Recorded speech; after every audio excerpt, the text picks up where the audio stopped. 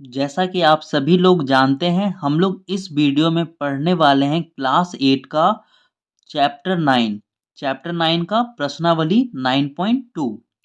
तो इसमें दिया हुआ है कविता, है ना? आपके बुक में नाम अलग हो सकता है।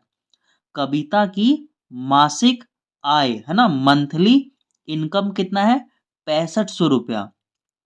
उसकी आय में 5% वृद्धि हुई। तो पहले जो हमें क्वेश्चन में दिया हुआ है उसको लिख लेते हैं, ठीक है? तो देखो क्या दिया हुआ है, मासिक आय। मासिक आय हमें दिया हुआ है 6500 रुपया, ठीक है? और वृद्धि हुआ, बढ़ गया। तो कितना बढ़ गया? तो 5% बढ़ गया, ठीक है? तो मासिक आय में कुल कितनी वृद्धि हुई? मासिक आय में कितने रुपए की वृद्धि हुई ये पूछ रहा है हमसे, ठीक है? और वृद्धि के बाद उसकी आय कितनी हो गई, ठीक है? तो देखो ये क्या है, वृद्धि प्रतिशत दिया हुआ है, वृद्धि प्रतिशत। तो हम लोग निकालेंगे वृद्धि मूल्य, है ना, कि कितने रुपए का वृद्धि हुआ। वृद्धि ये दिया हुआ है प्रतिशत और हम लोग निकाल रहे हैं वृद्धि मूल्य। तो देखो 6500 रुपया उसका मंथली इनकम था और 6500 का 5% बढ़ा है, ठीक है? 6500 का 5%। तो क्या लिखोगे? 6500 का की जगह क्या होता है? मल्टीप्लाई, और यहाँ पर लिखोगे 5 और प्रतिशत हटाओगे तो नीचे में क्या लगाओगे? 100। एक जीरो से एक जीरो कटा, एक जीरो से एक जीरो कटा, ठीक है? अब नीचे 1 का वैल्यू नहीं है। 5 5 जा 25, हाथ में बचा 2। 5 6 जा 30 और हाथ वाला 2 कितना हो गया? 32। तो देखो वृद्धि मूल्य यानी कि कितने रुपए का वृद्धि हुआ? तो 325 रुपए का वृद्धि हुआ, ठीक है? तो मासिक आय में कुल कितनी वृद्धि हुई ये हमने निकाल लिया। 325 रुपए वृद्धि हुआ। और वृद्धि के बाद उसकी आय कितनी हुई? तो देखो वृद्धि के बाद आय, है ना? तो लिखेंगे हम लोग वृद्धि के बाद आय, है ना? वृद्धि के बाद आय पहले मिलता था 6500 रुपया और वृद्धि हुआ यानी बढ़ गया। कितने बढ़ गया? 325। तो जोड़ के हम लोग लिखेंगे। 5 में जीरो जोड़ोगे 5, जीरो और 2 को जोड़ोगे आएगा 2, 3 और 5 को जोड़ोगे 8 आएगा 8 और ये 6 उतार दोगे, ठीक है? तो ये हमारा क्या है? आंसर, है ना? वृद्धि के बाद आय हो गया। अब 2 नंबर में चलते हैं हम लोग। 2 नंबर में दिया हुआ है एक गांव की जनसंख्या कितनी है? 10,000। गांव में 10,000 लोग रहते हैं। यदि इनमें से 2%, है ना, वार्षिक हार्स हुई, है ना, वार्षिक हार्स मतलब कम हो गई, है ना, लॉस हो गया 2% का, है ना? हो सकता है बाहर चले गए होंगे गांव से नौकरी वगैरह के लिए, या फिर और भी कोई रीजन हो सकता है ना? अ, बहुत सारे रीजन हो सकते हैं। तो गांव की जनसंख्या कितना है? 10,000। तो लिख लेते हैं गांव की जनसंख्या। गांव की जनसंख्या, गांव की हमें जनसंख्या दी हुई है 10,000, ठीक है? और देखो वार्षिक हार्स, है ना, कितनी दी हुई है? 2%। वार्षिक हार्स लिखोगे कितना? 2%। ये देखो प्रतिशत में दिया हुआ है ना? वार्षिक हार्स संख्या नहीं दिया हुआ है, ठीक है? तो प्रतिशत में है। अब देखो हुई तो एक वर्ष बाद गांव की जनसंख्या बताना है कि एक साल के बाद गांव की जनसंख्या कितनी होगी। तो कितना परसेंट कम हुआ था? 2% कम हुआ था ना? तो क्या निकालेंगे? हार्स संख्या, है ना? ये आपके बुक में लिखा हुआ है ना, वार्षिक हार्स, है ना? तो हार्स संख्या निकाल रहे हैं। क्या निकाल रहे हैं? हार्स संख्या। 10,000 का 2% लॉस हुआ था, तो 10,000 का 2% निकालेंगे। तो देखो ये क्या हो जाएगा, का क्या मतलब होता है? मल्टीप्लाई। और यहाँ पर 2 का 2 लिखोगे, परसेंट हटेगा तो नीचे में क्या लगेगा? 100 लगेगा। अब एक जीरो से एक जीरो कटा, एक जीरो से एक जीरो कटा। अब देखो 100 को 2 से मल्टीप्लाई करोगे तो कितना आएगा? ये आएगा 200, आएगा ना 200। अब देखो तो वार्षिक हार्स कितनी हुई, कितने लोग गए? तो वो गए 200 लोग, है ना। तो एक वर्ष बाद गांव की जनसंख्या बताना है ना। तो लिखेंगे एक वर्ष बाद गांव की जनसंख्या। एक वर्ष बाद गांव की जनसंख्या। देखो टोटल कितने थे, 10,000 था। 10,000 में 200 कम हो गया, है ना। तो कितना बचा, 9,800। ठीक है, और ये हमारा क्या है, आंसर है। तो अब हम लोग बढ़ते हैं क्वेश्चन नंबर 3 में। क्वेश्चन नंबर 3 में दिया हुआ है, एक बागीचे में कुल 40 वृक्ष हैं, है ना। एक बागीचा में 40 पेड़ है और आंधी के कारण 10 वृक्ष उखड़ गए, ठीक है। तो वृक्षों की संख्या में कितने प्रतिशत की कमी आई, ठीक है। तो हम लोग लिख लेते हैं क्वेश्चन में जो जो दिया हुआ है ना। वृक्षों की संख्या, ठीक है। क्या लिख लेंगे, वृक्षों की संख्या।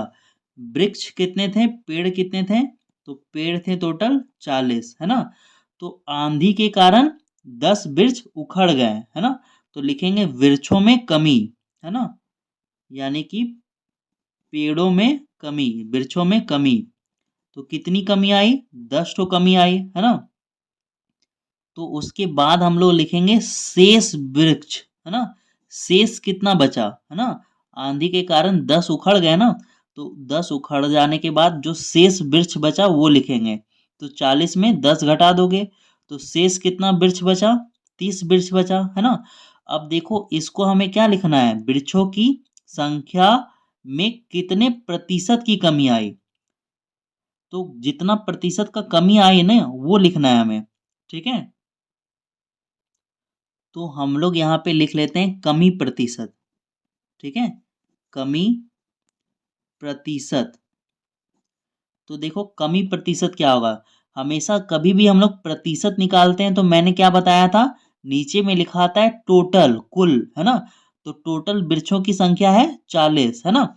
अब देखो कमी कितना हुआ, कम हुआ 10 वृक्ष। तो ऊपर में क्या लिखोगे 10, और इसको किससे मल्टीप्लाई कर दोगे, 100 से। प्रतिशत निकालने के लिए हमेशा मल्टीप्लाई करोगे 100 से। एक जीरो से एक जीरो कट गया, है ना। और क्या होगा, देखो हम लोग दो का टेबल में 4 आता है 2 बार में, है ना। और दो का टेबल में 10 आता है 5 बार में।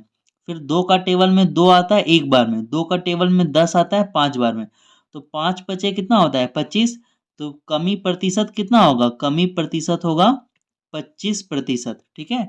और ये हमारा आंसर है। तो अब हम लोग बढ़ते हैं क्वेश्चन नंबर 4 में। देखो क्वेश्चन नंबर 4 बहुत ही इंपॉर्टेंट है, ठीक है। और मैंने आपको 9.1 में भी बताया था कि इस तरह के क्वेश्चन आपको मिलेंगे, है ना। वहां पर भी क्वेश्चन नंबर 5 इसी तरह का था, ठीक है। देखो इसमें क्या दिया हुआ है, श्रमिकों की मजदूरी में 5% वृद्धि होती है, ठीक है। और यदि उसकी बढ़ी हुई कुल मजदूरी, पहले जितना था पैसा उसके बाद जो बढ़ा, तो बढ़ के टोटल उसको 200 रुपया मिल रहा है ना। बढ़ने के बाद भी टोटल उसको कितना मिल रहा है, 200। तो शुरुआत में प्रारंभिक मजदूरी ज्ञात करें, ठीक है। तो प्रारंभिक मजदूरी हमें नहीं मालूम है, तो क्या मान लेंगे, एक्स मान लेंगे। लिखेंगे प्रारंभिक, और यहाँ पर बिंदु दे दो आधा माह के लिए, प्रारंभिक मजदूरी। प्रारंभिक मजदूरी क्या मान लिए, एक्स मान लिए, ठीक है। अब देखो यहां पर लिखेंगे प्रश्न से, ठीक है, प्रश्न से। अब देखो प्रारंभिक मजदूरी उसकी कितनी थी, एक्स थी। और एक्स में बढ़ा तो क्या करोगे, प्लस करोगे। तो कितना बढ़ा, नहीं मालूम कितना बढ़ा।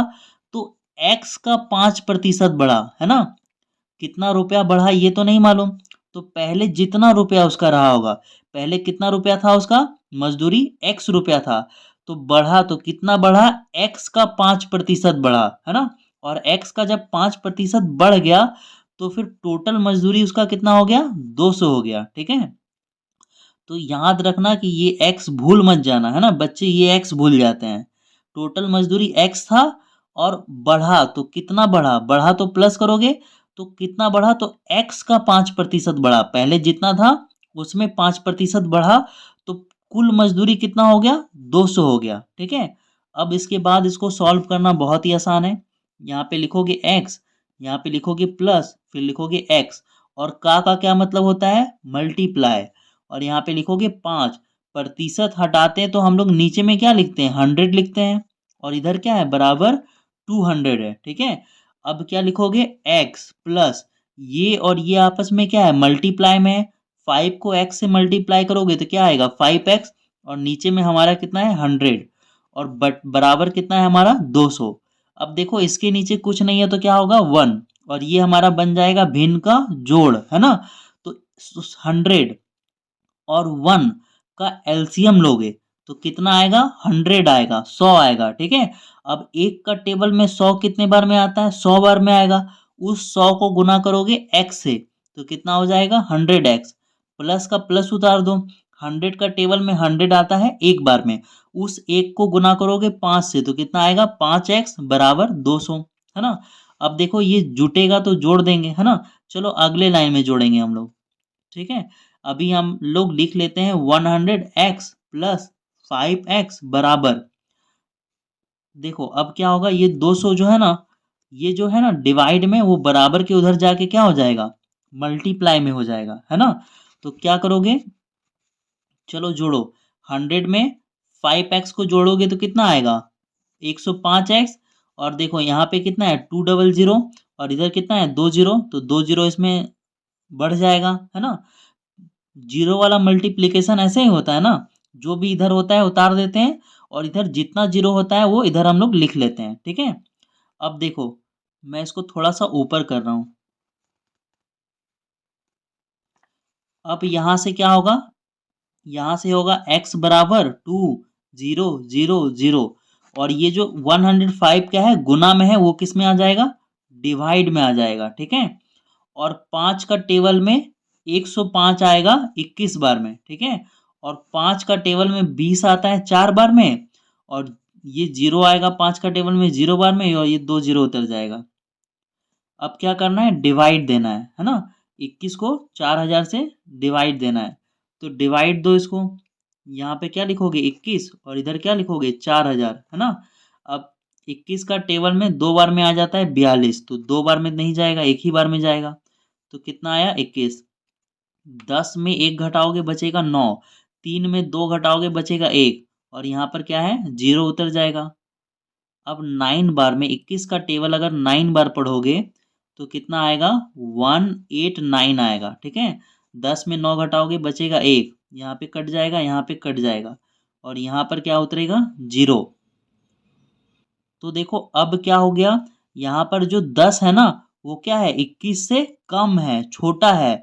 तो जब भी ऐसा होता है, यहाँ पर छोटा आता है इससे, किससे, डिवीजर से, तो यहाँ पर क्या बैठाते हैं हम लोग, 0 बैठाते हैं। ठीक है, अब देखो 21 का टेबल में 10 तो आता नहीं है, तो यहाँ पर क्या लगाओगे, पॉइंट लगाओगे, और पॉइंट लगाने के बाद यहाँ पे क्या बैठाओगे, 0।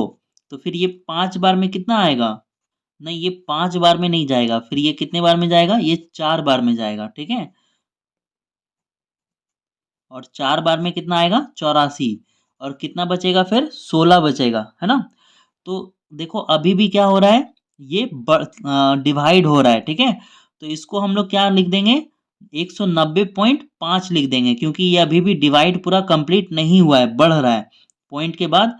तो इस पॉइंट को क्या करेंगे, एक बढ़ा के हम लोग लिख देंगे। ठीक है, तो ये हमारा क्या आएगा, x बराबर 190.5 आएगा। ठीक है, अगर आपको कोई भी डिवाइड में कंफ्यूजन हो तो मोबाइल से इसको डिवाइड करके देख लेना।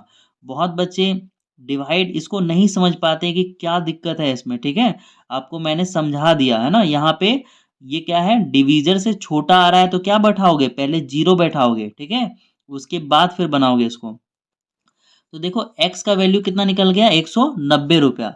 तो प्रारंभिक मजदूरी कितनी रही होगी, 190, 190 रुपया 50 पैसा। ठीक है, तो हम लोग लिख देंगे यहाँ पे प्रारंभिक मजदूरी